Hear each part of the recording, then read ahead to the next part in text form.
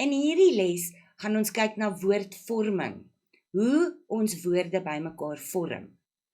Dit is met ander woorde die studie van die struktuur van 'n woord en waar kom woorde vandaan en hoe bou ons woorde.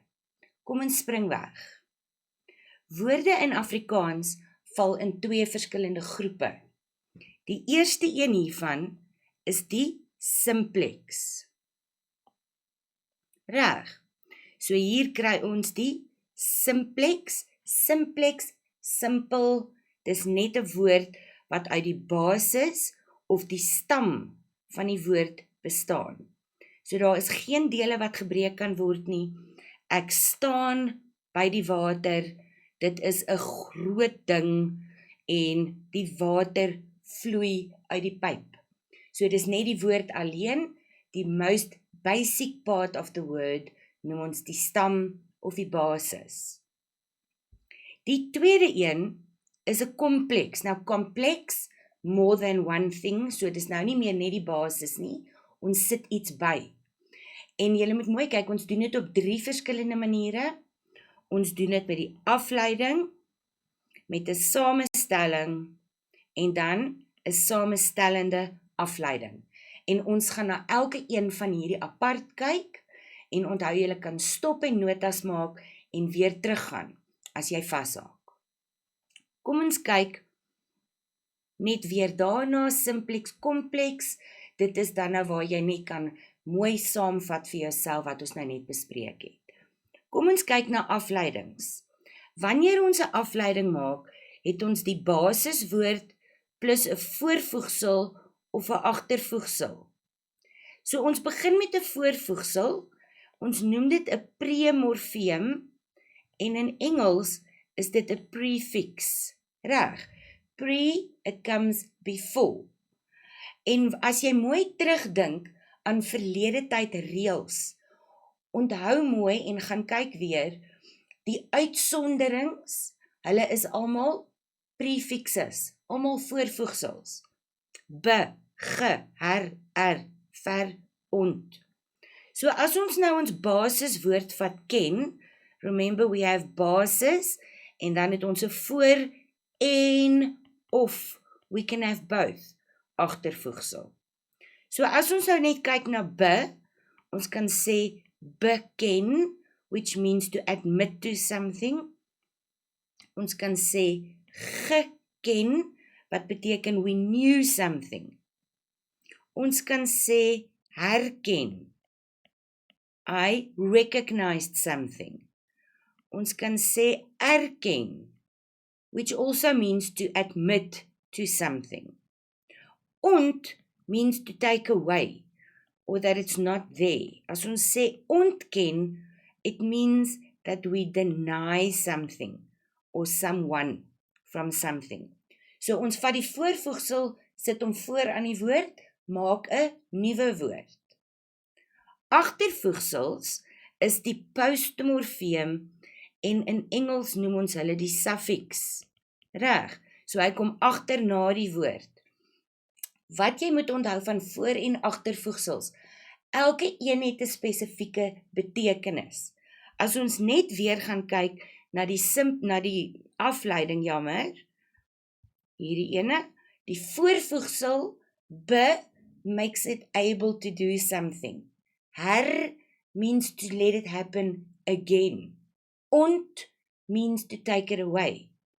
So when we get to agtervoegsels, they also each have a meaning.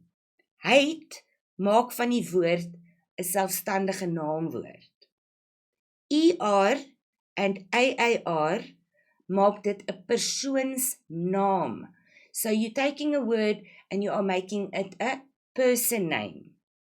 Dan het ons lik, wat weer eens van hom 'n selfstandige naamwoord maak, en dan die E of 'n S is vir die meervoud. So laat ons kyk na voorbeelde. Waar means true, but if we add hate, waarheid, it becomes the truth. Nou iemand wat lees, onthou julle met die spelreëls, het ons gekyk na oop en geslote lettergrepe. Jy kan gerus teruggaan op die les en gaan kyk daarna. 2 dubbelvokaal, oop lettergreep, dan gaan ons die 1 e laat wegval. Want ons wil van hom 'n persoonsnaam maak. So ons sê, lees is the verb read, and then we make it 'n selfstandige naamwoord, 'n noun, die leser, the reader, the person that is reading the book. The same is going to happen with leer. To learn is the verb, somebody that teaches you, and this is actually applicable to a church, a leraar, but it's still someone that teaches the word. So dan word hy leraar. En dan net, om vir jou die meervoud te verduidelik, 1 skoen word skoene. Met ander woorde, wanneer jy enige iets by die woord sit, maak jy hom 'n nuwe woord. Dis dan agtervoegsels. As ons hulle net weer by mekaar sit, onthou vir voorvoegsels, moet jy net jou rympie onthou, die agtervoegsels sit jy agter aan die woord, en hulle het elkeen 'n betekenis. They have a meaning. Goed.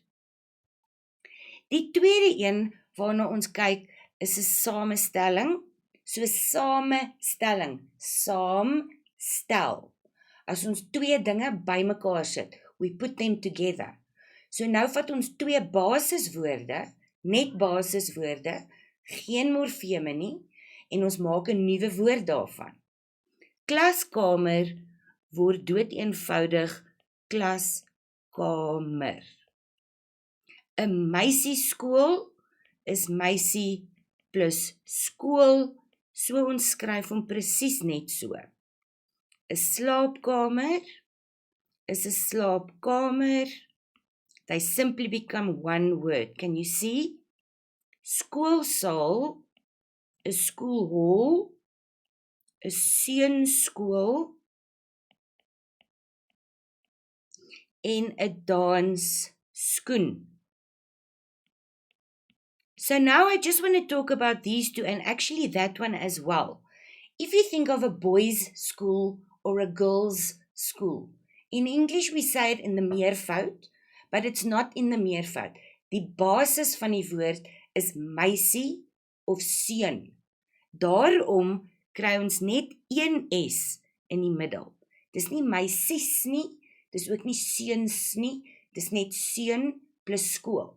Maar as ons kyk na hierdie ene, dansskoen, a dancing shoe, it ends on an S and there's another S, and that is why we end up with a double S wanneer ons samestelling kry. So dis die gewoontes, and as I've mentioned time and again, there's always an exception to the rule. We get a thing that we call verbindingsklank. Reg. So wanneer ons samestellings doen, ons is nog steeds by B, dan is daar party woorde wat met 'n verbindingsklank geskryf word. So what this sound does, it links the 2 words together. It does not have a meaning like a prefix and a suffix do. We simply use it to put the words together. And these words, unfortunately, you just have to learn. So this is a place where you can stop the video and you can make your notes and study these words. Kom ons kyk na die eerste een. Land plus vlag. Kry 'n verbindingsklank, landsvlag. Eet plus tyd word etenstyd. Kan julle sien? We're adding 'n ENS. Lewe plus lank word lewenslank. Lewenslank. Kind plus kamer word kinderkamer. Kop plus end, which is the head side of your bed, word 'n koppenend. Reg. So daar is ons verbindingsklank. Like I said, there is no specific rule to remember which ones get a verbindingsklank and which ones don't. You simply have to learn these words. So let's quickly recap. You can use this slide, pause your video, and see if you can get the correct answers, and then go back to the previous slides and check your work. Moving on to the third one, is samestellende afleiding. Nou as jy mooi na die woord kyk, samestellende afleiding. So now we've had afleidings and we've had samestellings. What we are doing now is we are putting the two together.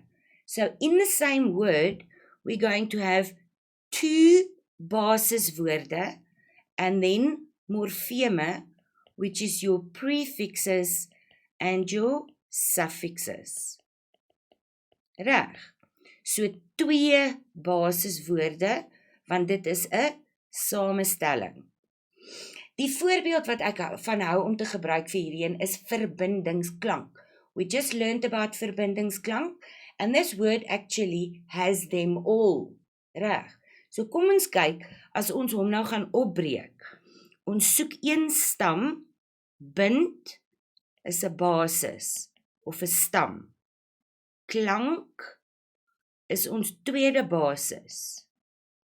Goed, en as ons dan nou mooi kyk, dan sien ons vir is 'n premorfeem. En as ons hier na die einde kyk, ing is 'n postmorfeem. En wat bly oor? Die S, en die S is ons verbindingsklank. So in daai een woord kry jy 'n voorbeeld van alles. En jy moet seker wees daar's meer as een basis. Reg. Kom ons kyk net na 'n vinnige opsomming van hoe ons dit gaan doen. Ons gebruik die woord spring, to jump. Reg, dis ons basiswoord.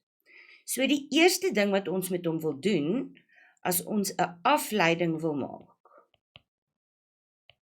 beteken dit, ons moet 'n premorfeem of 'n postmorfeem bysit. So as ons 'n premorfeem bysit, bespring, which means to jump on somebody. We can also add a postmorpheem, springer, which is the person that is jumping. Tweedens, so dit was die afleiding. Tweedens, kry ons 'n samestelling. Nou vir 'n samestelling het ons meer as een basiswoord nodig. So nou vat ons spring plus tou, rope. En dit word 'n springtou. Reg, dit is ons samestelling. Die derde en die laaste een is dan 'n samestellende afleiding. Samestellende afleiding wat al twee van hierdie bymekaar het. So ons het twee basiswoorde, spring, tou, en dan sit ons 'n e by. Kan julle sien? Oepsie. Basiswoord en ons postmorfeem. Reg. Nou wanneer ons kyk na die bou van woorde, is daar ook ander maniere waarop ons dit kan doen. Een van hierdie is leenwoorde. Leen means to borrow. So we are using words from another language directly and as they are in Afrikaans. For example, pizza kom van Italiaans.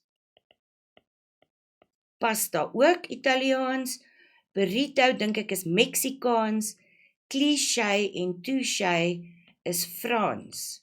So ons vat die woord net soos wat hy is in die ander taal en ons gebruik hom in Afrikaans. Nog 'n manier om dit te doen is volksetimologie. Nou dit klink na 'n groot woord om te onthou, volksetimologie, maar dis nie so moeilik nie. It's not something that we do very often anymore. It happened more earlier with the development of Afrikaans. So dit is wanneer 'n Afrikaanse woord uit die Engelse woord gevorm word. So ons vat die Engelse woord byvoorbeeld condensed milk en ons maak hom net condensed milk. Hierdie een is 'n baie oudtydse voorbeeld. Bicycle, the old people used to call it, 'n bicycle. Goed, dood eenvoudig omdat dit klink soos bicycle, het hulle eie nuwe woord gemaak. Die derde een hier is nuutskeppings of neologisme. Nou hierdie terme is belangrik om te onthou. Neologisme, nuutskepping, nuut, new, skep, create. So we are creating new words as a language develops. For example, in technology, as everything started developing, there were only English words. So we had to make new Afrikaans words to develop with technology.